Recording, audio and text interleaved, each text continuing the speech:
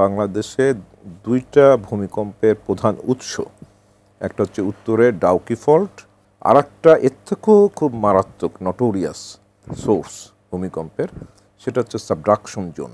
ঢাকায় যে ভূমিকম্পন বা মৃদু ভূকম্পন, এর ভূতাত্ত্বিক কারণটা কি? এটা কি আফটার শক নাকি আলাদা কোনো ট্রেমর?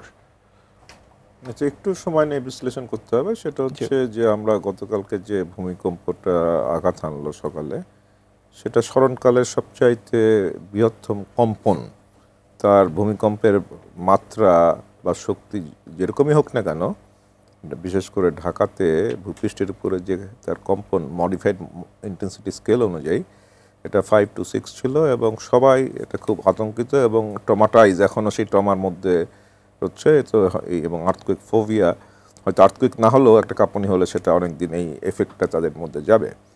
এখন আমরা তো দীর্ঘদিন ধরে গবেষণা করে আসছি ভূমিকম্পের উপরে কলম্বিয়া বিশ্ববিদ্যালয়ের সাথে, এবং 12 বছরের উপাত্ত নিয়ে আমরা 2016 সালে নেচার জিওসায়েন্সে আমাদের গবেষণার ফলাফল সেখানে প্রকাশ করেছি, এবং সুনির্দিষ্টভাবে সেখানে আমরা জানিয়েছি, উল্লেখ করেছি যে বাংলাদেশে দুইটা ভূমিকম্পের প্রধান উৎস, একটা হচ্ছে উত্তরে ডাউকি ফল্ট, যেটা যমুনা নদীর ওখান থেকে বাংলাদেশের অভ্যন্তরে আপনার ময়মনসিংহ, সুনামগঞ্জ, সিলেট হয়ে আরও পূবে ভারতে জকিগঞ্জ পর্যন্ত গেছে।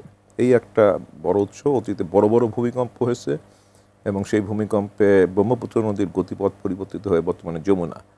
আর একটা এর থেকেও খুব মারাত্মক নটোরিয়াস সোর্স ভূমিকম্পের, সেটা হচ্ছে সাবডাকশন জোন, যেটা সিলেট থেকে আমাদের কক্সবাজার, টেকনাফ যে পাহাড়ি অঞ্চল, এটা যেখানে একটা প্লেটের নিচে আর একটা প্লেট তলিয়ে যাচ্ছে, এটাকে বলা হয় সাবডাকশন জোন। এবং এই জোনটা শুরু হয়েছে আপনার সুনামগঞ্জ কিশোরগঞ্জ যে হাওর, এবং তার দক্ষিণে সেই হাওরটা মেঘনা নদীতে আসছে, এবং মেঘনা নদীর অববাহিকা বঙ্গোপসাগর দিয়ে অনেক দক্ষিণে চলে গেল। এর পূবের যে অংশটা সেটা হচ্ছে বার্মা প্লেট, এবং এর পশ্চিমেরটা হচ্ছে ইন্ডিয়া প্লেট। তো এই পশ্চিমের ইন্ডিয়া প্লেটটা বার্মা প্লেটের নিচে তলিয়ে যাচ্ছে। তলিয়ে গেলেও এই দুটা প্লেট একটার সাথে আর একটা আটকে রয়েছে।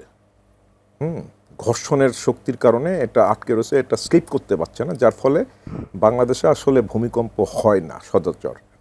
যেটা হয় হচ্ছে আমাদের আরেকটু পূবে মণিপুর, মিজোরাম, মিয়ানমার এই অঞ্চলে হয়। কিন্তু আমাদের অঞ্চলে এই অংশটা শ্যালো ডেপথের, দুটা প্লেটের তলটা শ্যালো ডেপথে থাকায় ফ্রিকশন এনার্জি খুব বেশি এখানে হয় না এখন, এবং দীর্ঘদিন আটকে রয়েছে। এবং আমাদের গবেষণায় আমরা দেখেছি যে 800 থেকে 1000 বছর ধরে এই অঞ্চলে যে শক্তি জমা হয়ে আছে সেটা 8.2 থেকে 9 মাত্রার শক্তি সম্পন্ন ভূমিকম্পের শক্তি এখানে জমা হয়ে আছে গত 800 থেকে 1000 বছর। আর এর যেটা দক্ষিণে টেকনাফ থেকে মিয়ানমার পর্যন্ত, সেটা 1762 সালের ভূমিকম্পে সেটা ওইখানকার শক্তিটা ছেড়ে দিয়েছে। তাহলে এখন ভালনারেবল হচ্ছে এর উত্তরে আমাদের অংশে, যেখানে আপনার হচ্ছে আমরা দেখেছি জিপিএস নিয়ে সংকোচনের যে হার সেটা হচ্ছে 17 মিলিমিটার।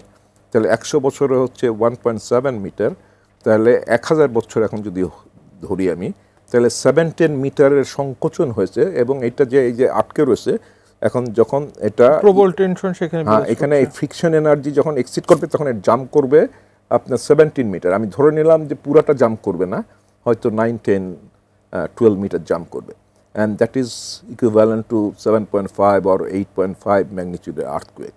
গতকালকে যে ভূমিকম্প, মানে আমরা সাম্প্রতিক সময়ে অন্যান্য দেশে যে ধরনের ভূমিকম্প দেখেছি, আপনি যেটার প্রজেকশন করছেন, ঠিক কোন ধরনের ভূমিকম্পের সাথে আমরা তুলনা করতে পারি? সেটাই তো আমি এক্সপ্লেইন করছি, যে সাবডাকশন আর্থকুয়েক যেটা নটোরিয়াস, আমি আগেই বলেছি, ওর থেকেও ভয়ঙ্কর।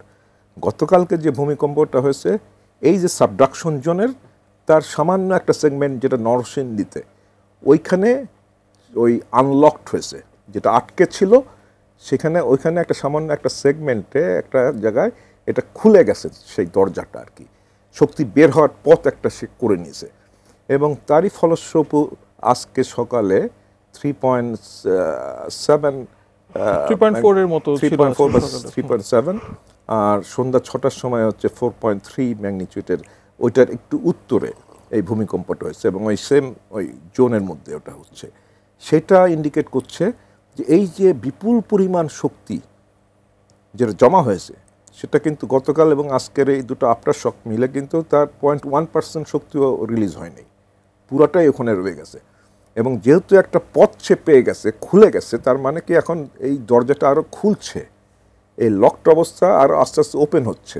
এবং এইটাই আমাদের সেই বার্তা দিচ্ছে যে ভবিষ্যতে এবং নিকট ভবিষ্যতে আমরা যে ভূমিকম্পটা আশঙ্কা করছি 7.5-8 মাত্রার ভূমিকম্প, সেইটা যে কোনো সময় খুব দ্রুতই বা নিকটে সেটা আমাদেরকে আঘাত হানবে।